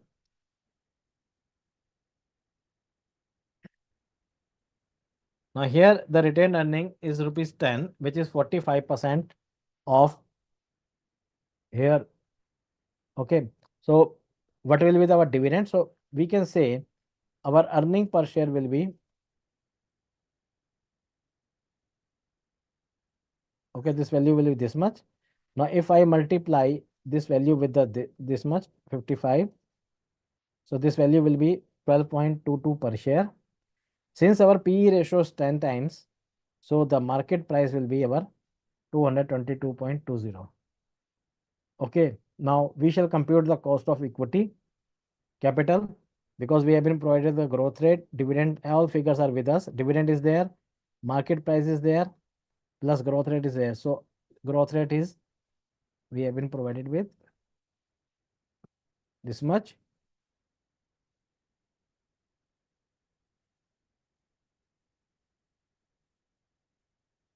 Next, it says anticipated growth rate. If anticipated growth rate 12%, calculate the indicative market with the same cost of capital. That is same cost of capital that we have computed here. Okay, shall be used. Okay, then that's we are using dividend is same, but the different is the growth rate. Okay, then this is will be our market price. Very simple. Okay, so this is a question very simple and very common sense. You, with the common using the common sense, you can get the, and using the growth model formula, you can get the answer. Now next comes a very theoretical question. It is a very simple question. This question is from the startup finance.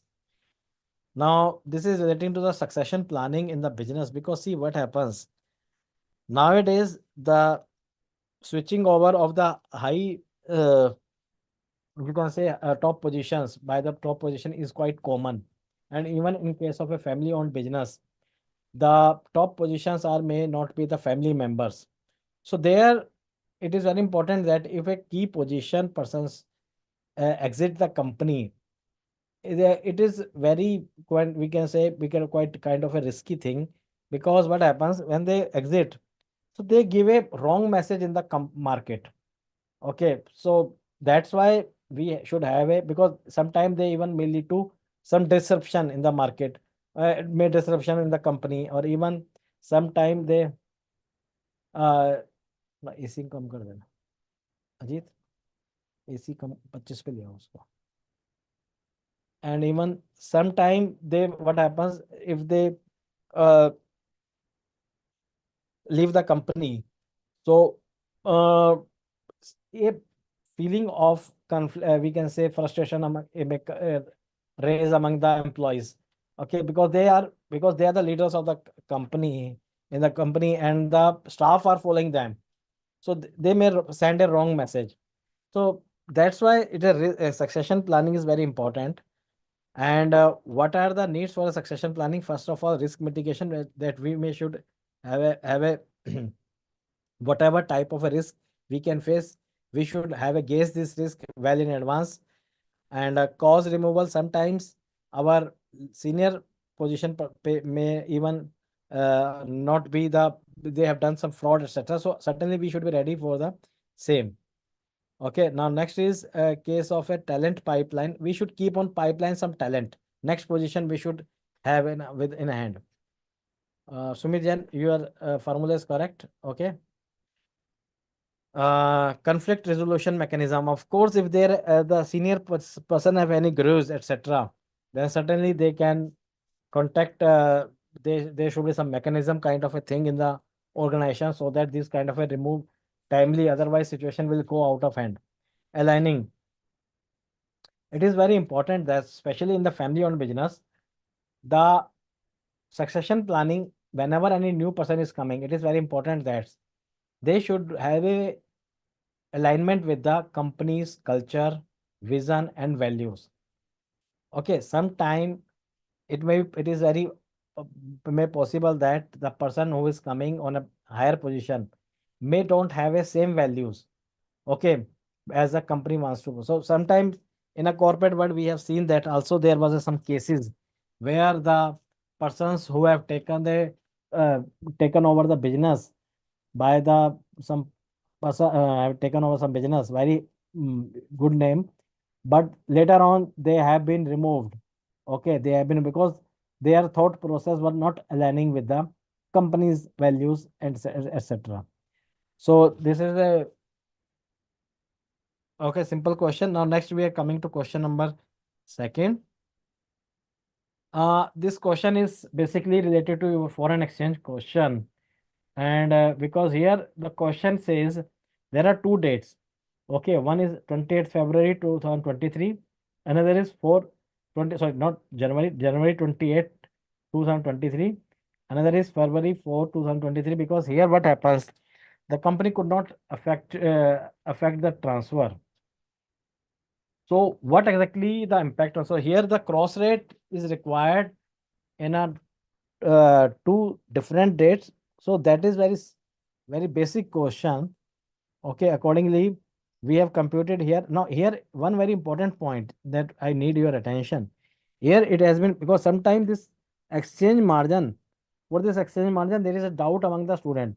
Now, here we have clearly mentioned that the exchange margin will be required on rupees SG rate. So accordingly, in the answer, you will see we are using this rate in the last. Okay, but if nothing has been mentioned, so you can use it in this rate also, either or this rate. The both answer will be considered well. There will be no problem there. Okay, so you can, in this case, if there is nothing clarity when you have to use the exchange margin, then you can use it anywhere. Both will be considered, answer will be considered correct. Next is question number B. Now, in this question of bank A, and now this question is basically relating to your security valuation. Of course, student, please note that this is a, we can say, like equity. This is a kind of a money market instrument. What is money market instrument? Basically, money market instrument is an instrument whose duration is generally from 1 day to 364 or 365 days. It does not cross the 1 year. Okay. Now that's why here the discounting factor, of course, is used, but that that is generally used for a monthly basis or day basis. Okay, they are not on a year basis. Second thing here, in this type of a question, very simple, just very simple calculation, and here the interest accrued plays a very important role. Now, in this question, now it says what repo means repurchase agreement. In the first leg, a party sells the security to the lender. In a second leg, they buy back the security, okay, from the lender at a price which they have sold them, plus the interest accrued on them. So it is kind of a buy. That's why it is called repurchase agreement. Now, what happens? First of all, we have to calculate first leg. First leg means at what price we will sell it to the lender. So here the concept are some concepts are there, like dirty price. Dirty price means clean price means at which it is available in the market.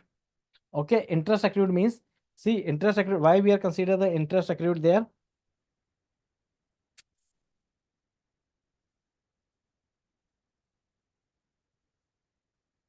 Because see,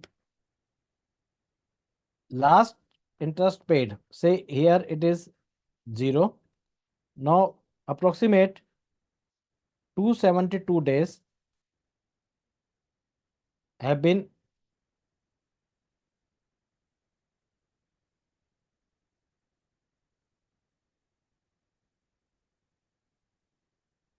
okay, 272 days have been period has been expired. Now as on today, the period is 14 days. So what we do, we calculate the accrued interest, because whatever the security is, the party is selling to them, there of course they are carrying one element of the accrued interest.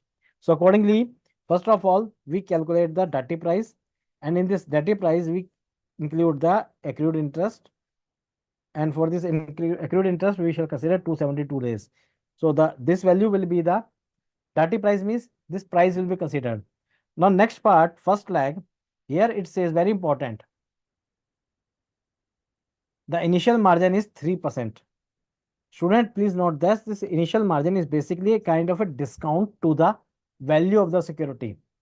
Okay, value to the dirty price. Okay, so here this is also called haircut. Sometimes haircut word can also be used here there.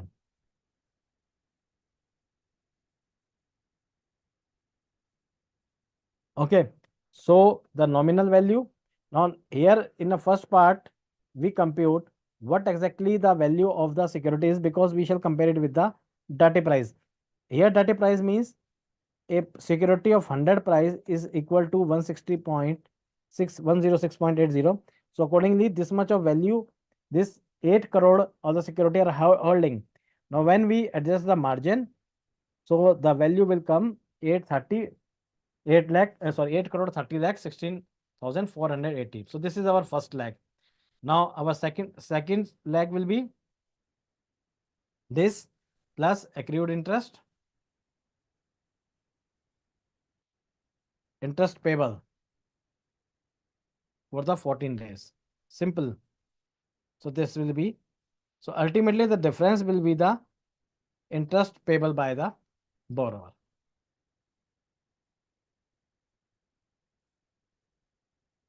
Okay, next question is very simple question. What are the various parameters to identify the currency risk? List out the ways to minimize the risk, so you will not face any problem. Now next question is very interesting question, 3A. This question is basically, you can say, very informative question, because in this question we have to extract the information from the question itself. We will see, oh, very less information is available, but we will see all information as before us, only we need to interpret it in a correct manner.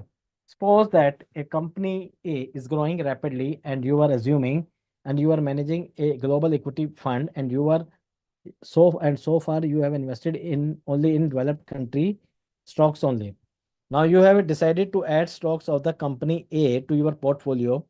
The table below shows the expected rate of return and standard deviation and coefficient correlation. All the estimates are stock market of the developed countries and the stock market of economy A. So here see developed country stocks, expected rate of return 20%, stock of economy A 30%, risk here is 16%, here is 30. That's why it is offering more return because risk is higher. Correlation of coefficient between these two companies are 0.30. Assuming that the risk-free rate of interest is 6%, you are required to determine what percent allocate to your portfolio. You should allocate to stock of economy A if you want to increase the expected return on your portfolio. This now here it will concern. I want to increase the return on my portfolio by 1%, but what is my portfolio return? Okay, what is my portfolio return? Now here we extract the answer because see, we have invested only in the developed country stocks. Of course, my return will be only 20%.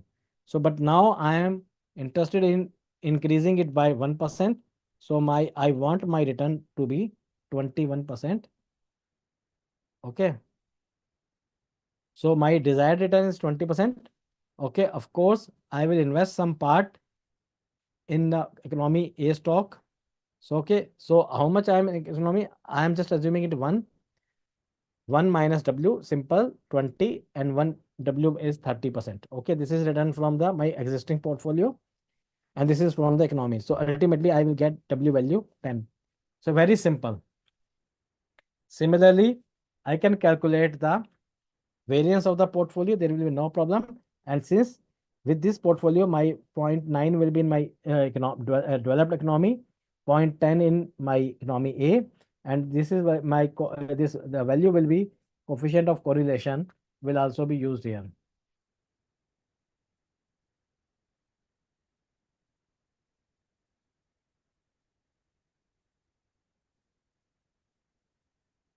Okay, next point, very interesting point. Also show how well the funds will be compensated for the risk undertaken due to the inclusion of stocks in the economy A in the portfolio. Okay, now when we include the economy A stock, so how much compensation we will get?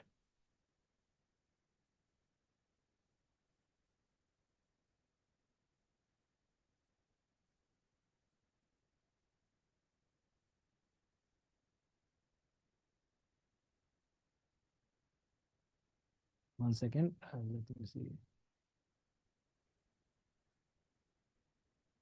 Okay, so let us see here.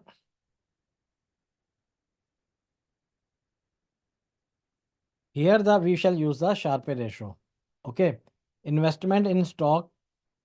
This is our return. This is in economy A. Okay, 6%. 1 second, I think there is some error.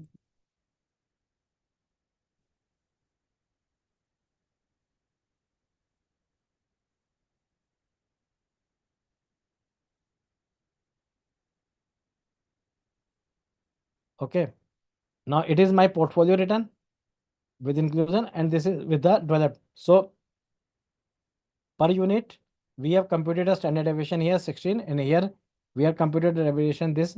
So per unit of standard deviation, this much of return. So accordingly, the Sharpe ratio will improve by 0.09. This is difference between these two figures approximately. So my return will be improved. Okay, because here I am getting more return for my risk bearing.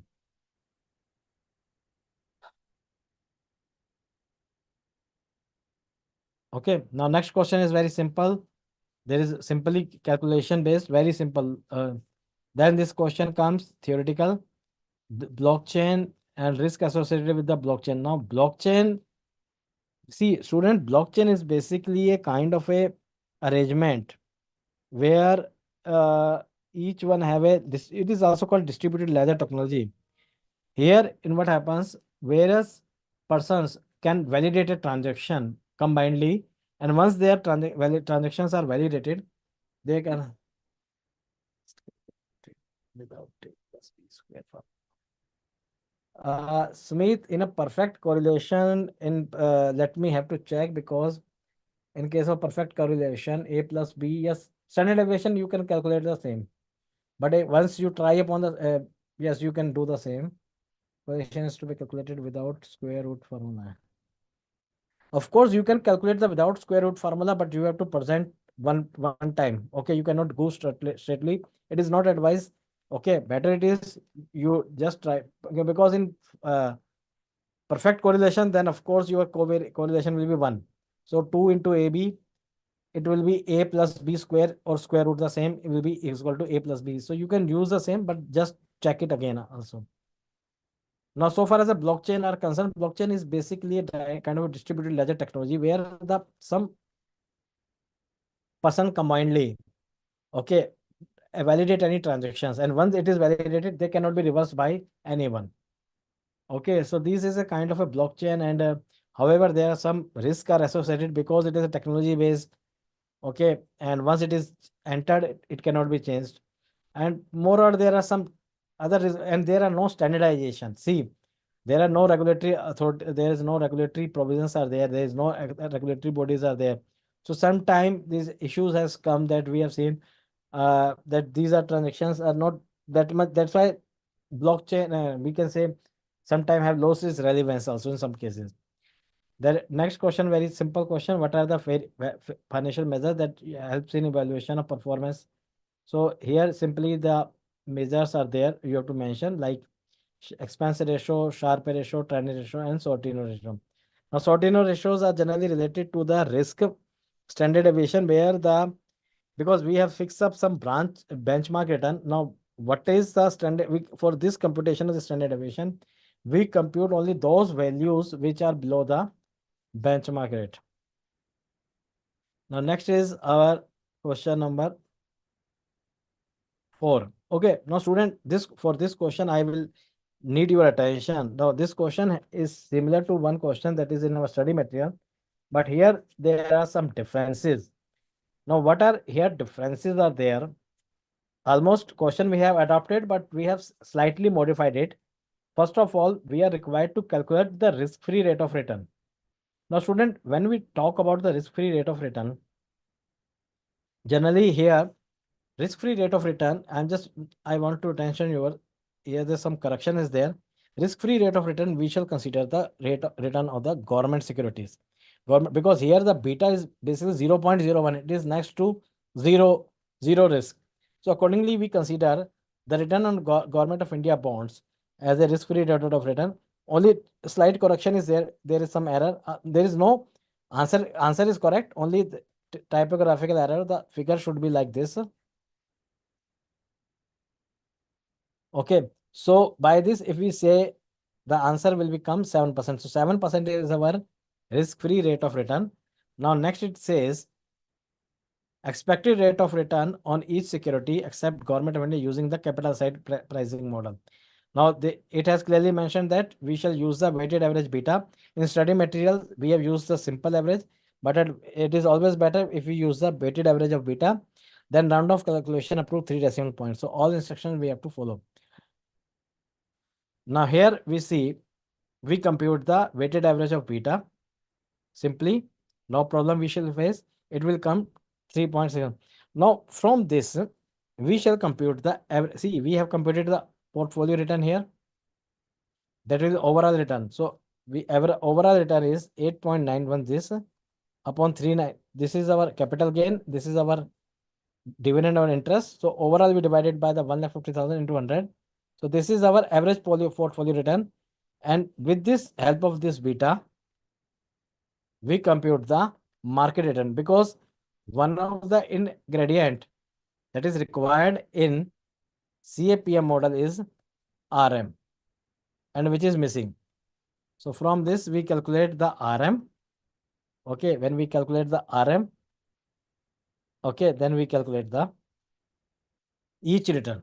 G securities return, risk-free rate of return is with us, our beta is available with us, market return is available with us, and this by this we can compute the each security except government of India, we compute the return.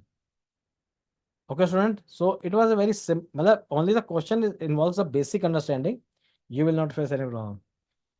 Now here this question is basically you can very simple question, and that is generally relating to the how the fees for the fund manager is calculated. So Very simple calculation because we have to see some benchmarks. First of all, benchmark is there. So benchmark, of course, we are using the around of 1.5 year back. What was our benchmark? Okay, because here the 42 crore has been reached from 40, so ultimately 5% return we have got. So we consider it as a benchmark return. Now, if our return is 29, of course, he has crossed our benchmark return. Fixed fee will always be there. New fund value will be there. Excess of the fund value, and then we will incentive fee. So it's very simple. Here, when the return is 0 point, this is 4 point, so it is not cross our benchmark. Okay, accordingly, the fixed value, okay, new fund value will be there. So excess incentive, there will be no incentive fees, only the fixed fees will be paid. Next is very simple question of first chapter number 1. Okay, then we are coming to the chapter question number 5. This question is again from your study material. Okay, here it is very important that this question is basically merger acquisition that has to be need to be analyzed from the financial feasibility point of view, and that we shall use the NPV method. For NPV method, we have been provided with the values. Okay, so here we are taking over a company, and after keeping it for 5 years, we will, of course, we are going to sell it. Okay, so very simple. We shall compute first purchase consideration. Of course, this purchase consideration is a kind of a, we can say, initial outlay.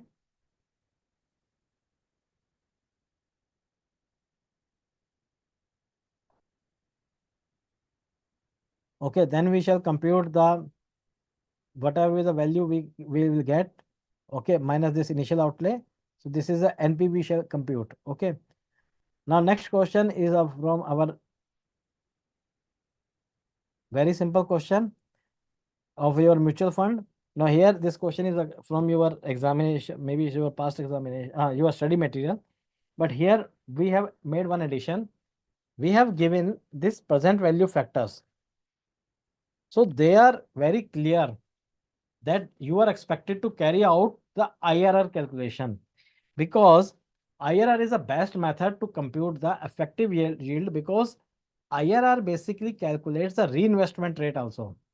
Okay, so that's why this is clearly indicate you are supposed to carry out effective yield by using the IRR method. And since values are given to you, you will not to go test too much values. By using this only 4 values, you can easily compute the answer.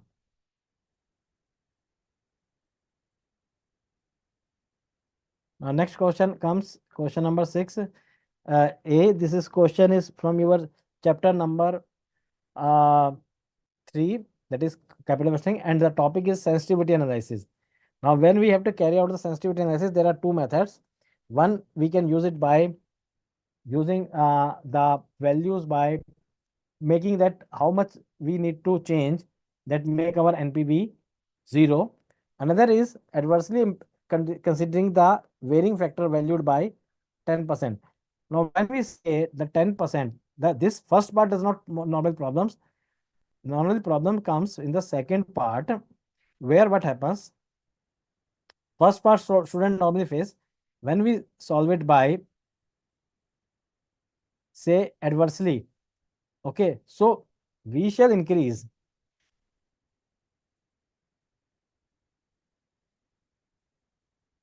our project cost. Okay, we are adversely means here our cost is increasing. Okay, here our running cost is increasing. Now, when we talk about saving, basically our saving will be reduced. Okay, our saving will be reduced.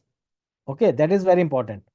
Okay, that is very important to note that our saving will be. So we have to see what is adversely varying.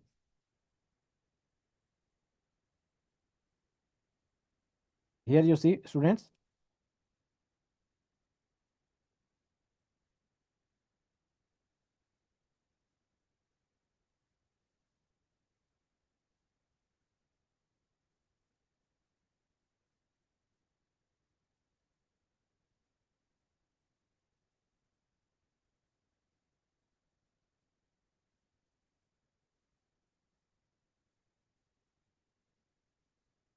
Okay, student. So, and last here, the question is basically bank entered in a plain vanilla swap through overnight index swap where on the per day interest is charged. The principal is 20 crore and agreed to receive MIBOR floating rate of the fixed interest payment. The swap was entered on the 2nd August 2020 and was to commence on this. The rates have been given. Okay, if the bank receives 634 net settlement, calculate the applicable fixed rate. So here solution is very simple. Only you need to take care that for these 2 days, the base amount of principal will be remain the same. Only the interest should be calculated for the 2 days, and that will be that base. So this is the very simple question, and you can calculate very easily. So ultimately, the fixed rate will be 8%. So this question is also from your study material. So student, with this we come to end of the BOS for your success.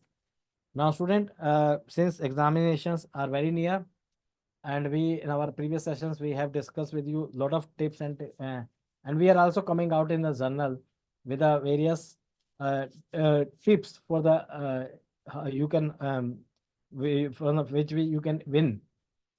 So my request to you, you also refer this journal of this month also, so May month also, so that you can answer, you can win in your examination and come out with a flyover. With this, we come to the end of the session. And student, lot of best wishes our from our BS team to you, from our chairman sir, also specially, so that all the students could go through the exam and come out with a flying colors. Thank you. Thanks a lot for the patience. And have a nice day. Thank you. एक एक one one let me check, एक student का एक question query थी one, नहीं नहीं, 1 second, किसने, yes दिने दर्शित, व्हाट इज योर क्वेरी?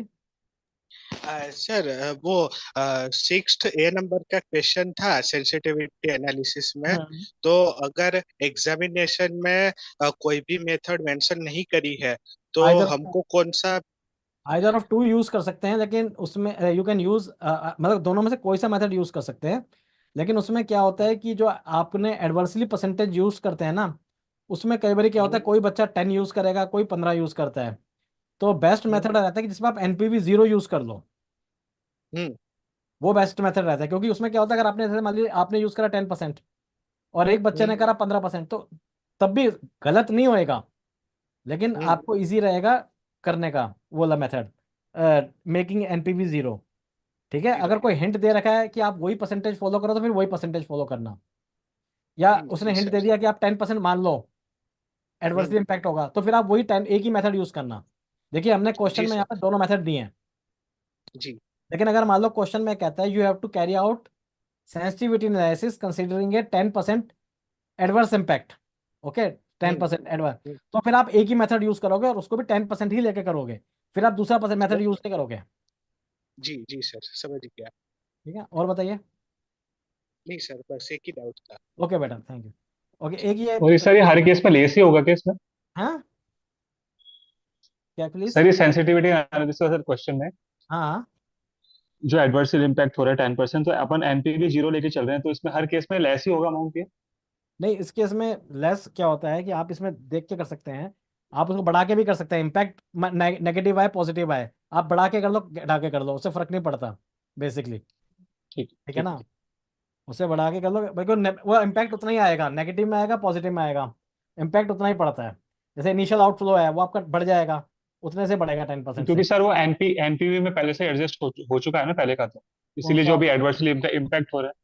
जैसे हमने 98 पॉइंट, अच्छा आप ये कहना चाह रहे हैं, एक मिनट बताइए, मैं देख लेता हूँ, एक मिनट आप, हाँ जैसे